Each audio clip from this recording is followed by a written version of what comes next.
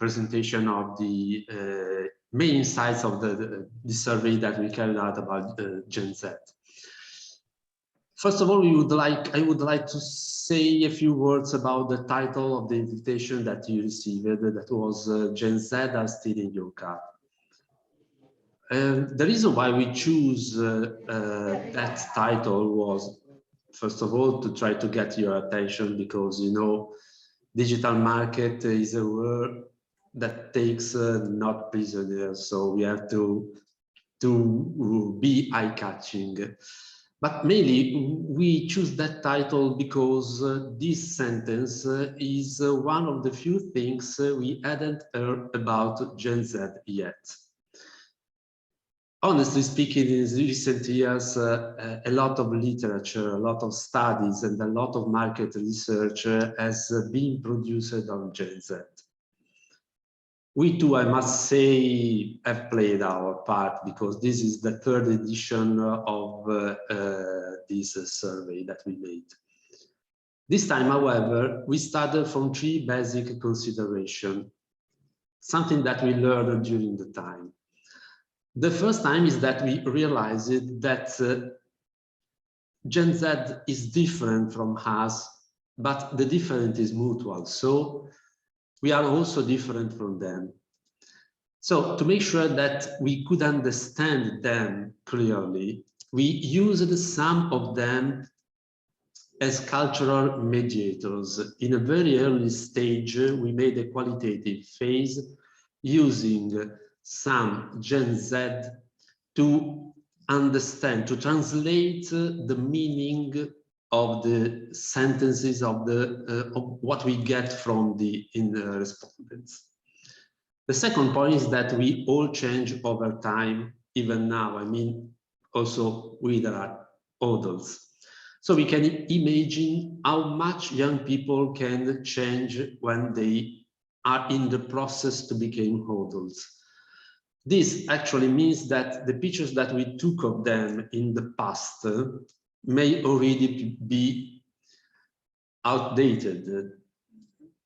The third point is that we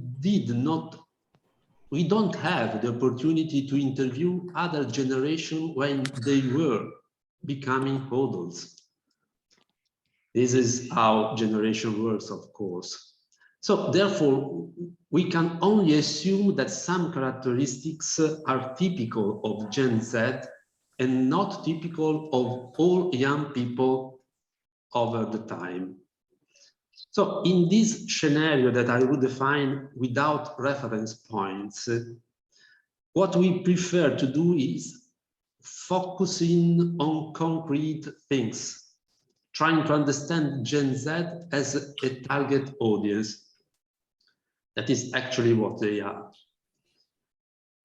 So let's start looking by looking data. So I apologize for my basic English. Some of you may not understand me. Although this is honestly a mystery, because when I speak English, I understand myself just fine. So thanks for the new slide. So the objective of the survey was exactly to have, sorry, slide before, please, slide 2. Okay, thank you. Our primary objective, the survey is essentially about how to maximize the chances of a success with Gen Z. It's already an important target today and will become even more important in the medium to short time. That is why we examined them concretely, looking for the key things to engage them, even if in some passages, in few passages, where the point of view is more strategic. After all, strategy is nothing more than the environment into which all operational action are dropped. So we started from a strategic vision to get into concrete and operational actions. Thank you. Next slide, please.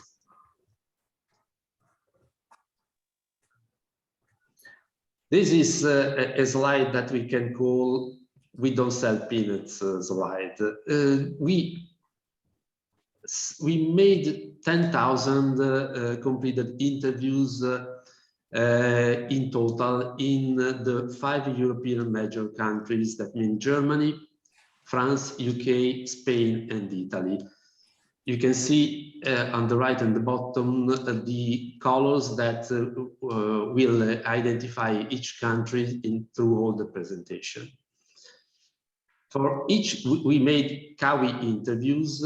For each country, we made a main sample of 1,500 Gen Z from 16 to 25 years old. We couldn't interview younger people. We started from 16. And a control sample of 500 households, just to be sure that things are clearly some gaps from all the other generations. The fieldwork period was in December 2021. Each sample was representative according by quotas of gender, of age classes. We had 4 classes inside the Gen Z and all the other generations, and geographical area with some macro areas by each country. You can go on, please. Thank you. First of all, we have to underline that we found some differences in terms of countries. Here we can see the average of the 5 countries, but in some countries, for instance, the family status, we can see here that 32% is living with others or living on their own. But if we split this figure by country, we can see that in Germany and in the UK, this percentage is even higher, while in Italy and Spain is definitely lower. The same situation we have when we go through the job situation. Full-time employed are around, in total, are 24% of them, and the percentage is up to 35 in Germany and down to 9 or 11, I don't remember exactly, in Italy. So we have to take into consideration that there are some differences by country. We look at data here as a total, but especially in terms of hard information and basic information, we have some differences by country. We have an income amount that is more than 1,500 euros per month, just in the 40% of the respondents. Again, we have a strong difference between Germany and UK on one side, that is higher, and Italy and Spain, that is definitely lower. Please, we can go on the other side. So we know that we have some differences even inside the generation by country, but the first insight that we can give is that despite they work or not work, despite how much money they earn, what we found out clearly is that they have a strong attitude to save money. And I think it's quite clear that this is not a Generation X, or at least to me, it's very clear that this is not a Generation X kind of attitude. Okay. So just the 18% of them are in the mood of spend all the money they have. Okay, we can go on to the next slide. Nina, you can go on this. Thank you. Thank you. Hello, everybody. My name is Nina Macali. Some of you may already know me. I'm in charge of key client management in Umetra. and I'm specialized in communication and new media. When I first approached Gen Z, I thought it was made up of many little Greta Thunbergs. In reality, when I then looked into the data, I realized that the story is a bit different. It is true that they are attentive to the theme of ecology, but if we compare their main concerns with the points of the 2030 agenda, we see that the aspects concerning the protection of the planet are secondary to those concerning man and his survival. Maybe also this is due to the period of uncertainty resulting from the pandemic and the war. It is the first generation born with a kind of a countdown on the horizon. This feeling of time that is about to expire is even worse because it is experienced in an age in which the identity is not yet fully formed. The problem they today are facing is complex because they enter into the adult world in circumstances that have become very, very tough. If we compare the values related to sustainability cited by Gen Z with the ones of other generation, we see how respect for the environment is less considered than other on the scale of values. This may also depend on the fact that being less exposed to TV, they have less absorbed the specific urgency towards the environment. Another myth to dispel is that the issue of conflict with adults is not very strong. They do not feel angry with the previous generations. Let's say no more than a normal teenager, at least. It is a generation that in fact is very open to consider different points of view. The most felt issue also due to the transition phase in which they are born is that of having access to similar working conditions to those of the past. Also, in terms of sustainability, the aspects related to humanity are the ones that have the highest priority for them. But then what makes these guys so unique and different? Surely the fact that they grew up in the digital world fully without ever having experienced an alternative to this immersion. These items that you see here are kind of a self-criticism that we ask them to do.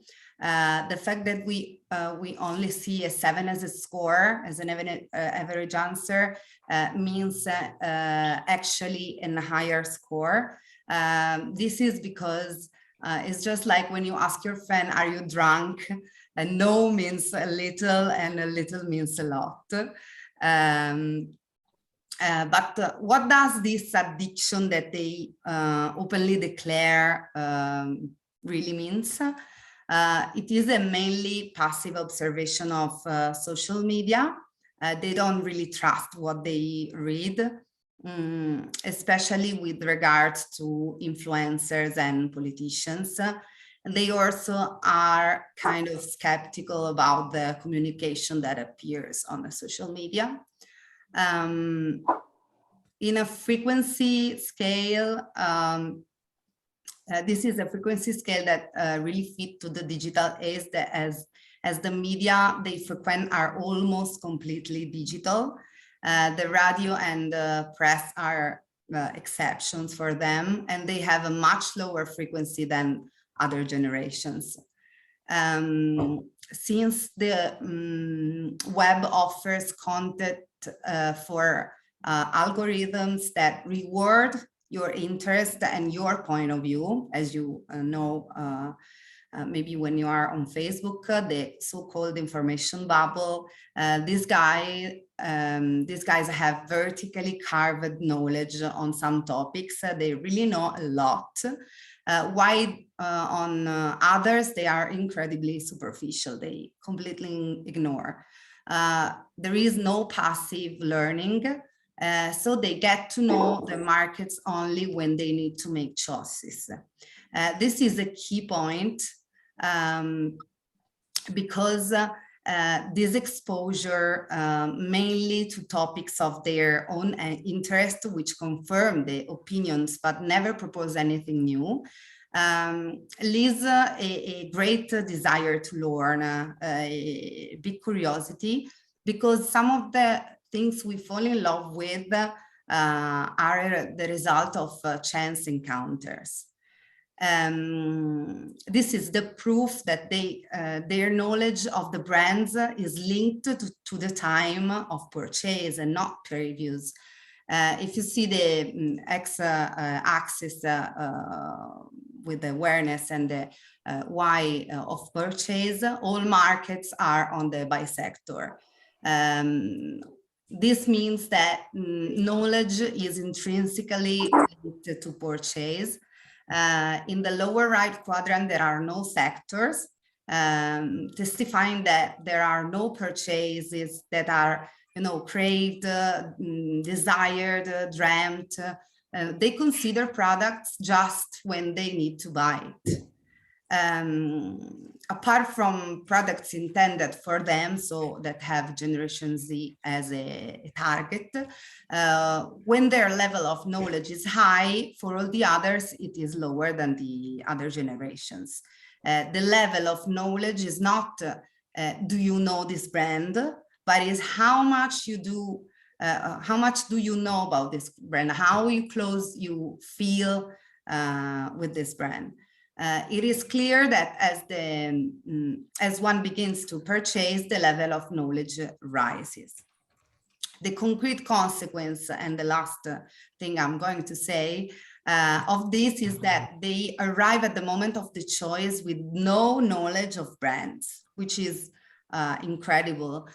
For them, all brands are therefore equal.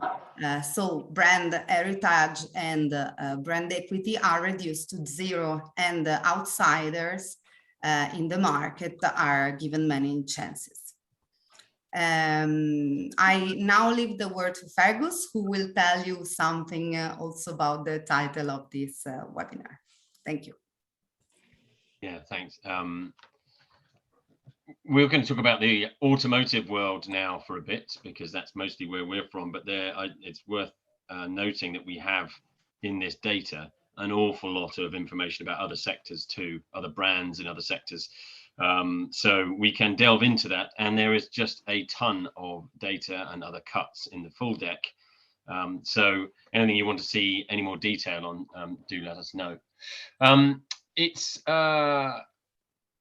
surprising, I think, given what I suppose people would assume about Gen Z, that so many of them do want a car. We are, constantly led to believe by the press that they are, as we've stated, little Greta Thunbergs, and don't want their own individual cars. But it reflects some work that we've done in the past that finds that I guess, Instagram generation wants to express itself, wants to express its achievements, and owning a car of your own rather than sharing, or rather than having some sort of subscription service, is a way of expressing your social status. And it's one of the few ways that you can do that with real, which has a kind of a real need for you to have achieved something to get a more expensive car. They obviously, what do you have now? A few have cars, but they definitely do want one in the future. They're currently using public transport, but really kind of don't want to. They will possibly go on foot, and they're choosing public transport, but really that's because they can't afford to do what they want to do. So they are intending to get a license, even though, as we've seen in the past, many, real drop in the average age of car ownership. That's mostly to do with the fact that they haven't got any money, and the money they have got, as we've said earlier, they're trying to save, possibly for a car. But it's getting very expensive to run cars now, particularly with insurance. So whilst they're saying that the reason they do this is not because the insurance is too high, it's just that buying the cars and getting a license is expensive. So they are not necessarily specifically attracted to electric vehicles. They are thinking that the most important thing that they can do in terms of saving the planet is to correctly separate their waste. Now, do they want to buy an electric car? Well, they haven't got any money, so it's kind of low down their list of priorities. And they aren't all saying that they're going to go off and become vegans. Eating less meat is also quite a low priority. There's some very interesting differences by market. As you can see, the Italians are much more into separating waste than the Spanish. And but then you've got some real close elements, like going on foot where possible is actually quite a close split between the markets. So they're not necessarily looking to achieve soon. What we're also seeing is very interesting differences in terms of the brands that they're interested in. They're not very particularly close to any of them at all. 6 out of 10, 6.5 out of 10 is not really a brand that's setting anybody alight. We can, see the market differences with Seat and Cupra are as expected, but there aren't any brands there, automotive brands there, that are really, right up in people's consideration set more than any other. Porsche and Ford and Ferrari and Tesla are all sitting together. So the dream brands are kind of no more well-known than the well-known brands than what we might have called a challenger brand in a few years ago. Are they looking to do car sharing? Some have occasionally used it, but it's not something, again, that's being really, really massively successful with that generation. And it doesn't look like that's something they're looking to do. They are looking to own a car at some point in the future. They're just quite agnostic at this stage about which brand. So on the next slide, we'll see what they're like, generally speaking. What are they going to buy in the next 5 years? Are they going to buy something in the next 5 years? So definitely yes, 8 to 10s. And what kind of vehicle are they going to be buying? They're still thinking about plug-in hybrids more than almost anything else. And BEVs are quite far down there. They're still thinking in the next 5 years that they're going to buy, a few of them are still thinking they're going to buy diesel or petrol. So they're looking to buy that by buying it in installments or buying it for cash. We're not sort of looking at other sorts of systems. Even leasing is quite low down, and they really kind of don't. A good few of them don't really know how they're going to finance that. There's a fairly similar level of distribution, quite a difference in terms of Germany and Spain, but not masses. So we can see that there's a good chunk of people who are definitely looking to buy a vehicle, 45 to getting on to 50% in Germany, who are definitely wanting to buy a vehicle in the next few years. So there is a pent-up demand. It's not going away, and they want to purchase individual items as a rule. The idea that we're going to suddenly change to a system where everybody's just car sharing doesn't seem, and as I said before, we've done this in the UK ourselves and have found the same thing, that there is no mass demand for car sharing or autonomy, dare I say it. What do we have next, Nina? So yeah, this is, excuse me, very important in terms of our key conclusions. Attitudes towards brands. They, as we said, don't generally trust what they see. They are looking all the time, but they don't trust it. They're still looking, on social media and the internet more than anything else. But what they really trust, more than anything else, although still not masses, is the testimonial. So an actual person has said this, not as we've said before, a influencer. Influencers are trusted only slightly more than politicians. So do bear that in mind in terms of your global comms strategies, that you're basically buying somebody who is thought of as being about as trustworthy as a politician. It's actual people that they're looking for stories from.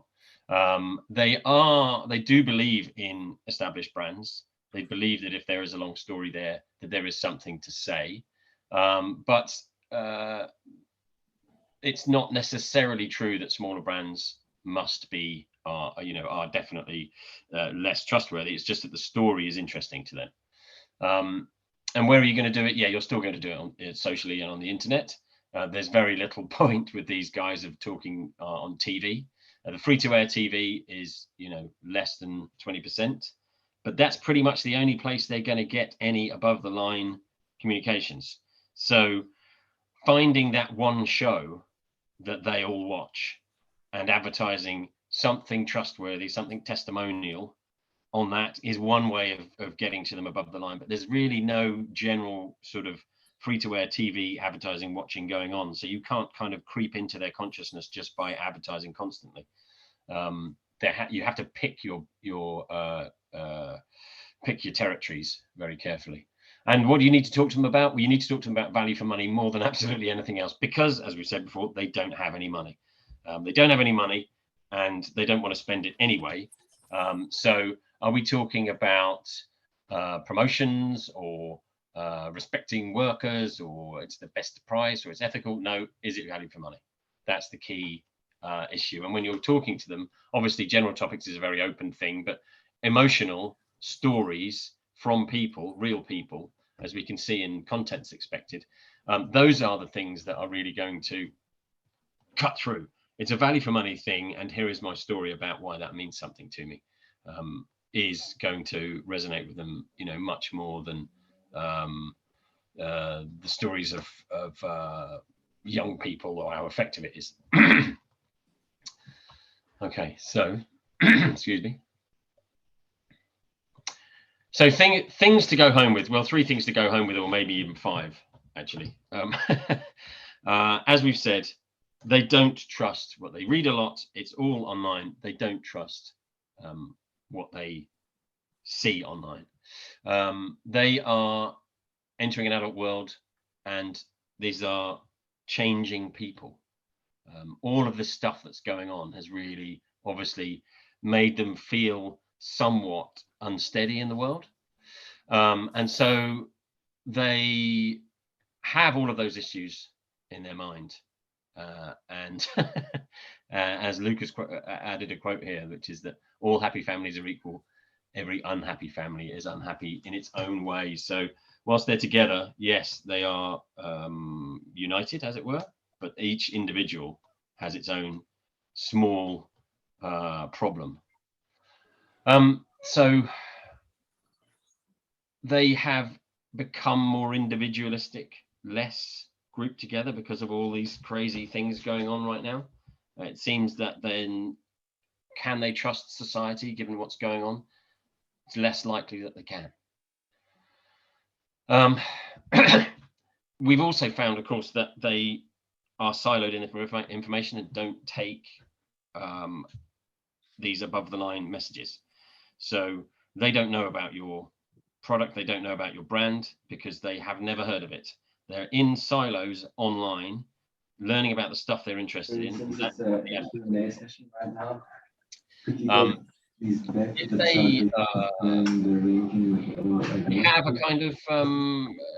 they have a kind of key driver, it's that they're very accepting of other people. And they are obviously much more primarily focused on the internet, whereas I think, Gen X, even to a certain extent millennials, have a more balance with TV and general media as well as the internet. Gen Z, it is internet, but they don't trust what they see there. As so they have, as we've said, personal knowledge, and you need to know that they do want to talk to you. They do want to. They are curious about it. They're just not getting that information. So that area is the key issue. So they do like a story. Tell them your story, and tell them about real people and real things, and do it if you can grab their attention in the one place. Do it there, and don't use influencers. Not that I'm wishing to, charge a horse and cart through your current millennial strategy, but it doesn't seem to really work for these guys. So those are the sort of the three major points that we'd make, and I think those are very much worth noting, that this is, yes, it's digital, but it is not influencer led. They don't know your brand, but they do want to find out about it. And they don't ATL, so you're going to have a hard time finding them, but it will work if you get to them. And I think that's our key. Those are the key messages. I think what we wanted to definitely say is that there's all of this stuff in this report. There is a huge set of data for you to access.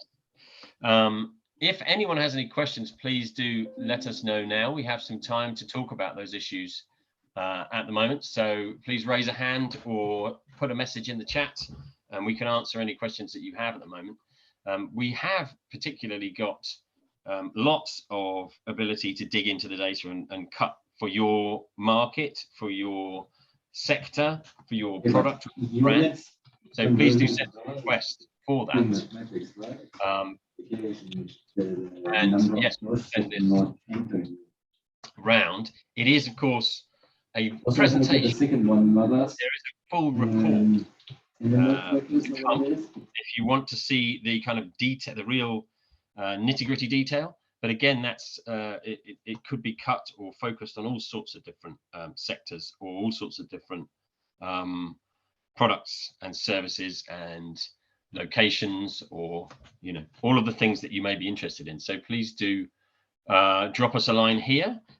Does anybody have a question so far? We've answered everything there is to know about Gen Z, which is effective. I like to see that. Naturally, you may have you may think of something later and go, hang on a minute, or when you've got the report, you might look at it and think, well, hang on a minute, I want to know about that. Why does this number say this? What if I split it by that or that? Please feel free to get in touch. We'll be very pleased to talk to you. We do, by the way, if any of you guys are in motorcycles, we did do quite a bit of detail on motorcycles too. So anything you'd like to know about those car brands, and there's groceries in there. What else is there, Luca? I forget. Groceries, motorcycles, cars. We also have coffee. Oh, yeah. There are a lot of sectors, just not of all the sectors available in nature, of course, but we have many sectors, and also we have some specific question concerning the pandemic and the reaction that are very interesting also, because it's visible that the pandemic left, especially on the young, some very deep